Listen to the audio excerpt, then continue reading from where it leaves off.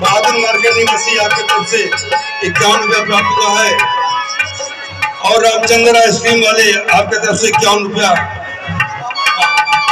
और विवेक मौर्य आपकी तरफ से 21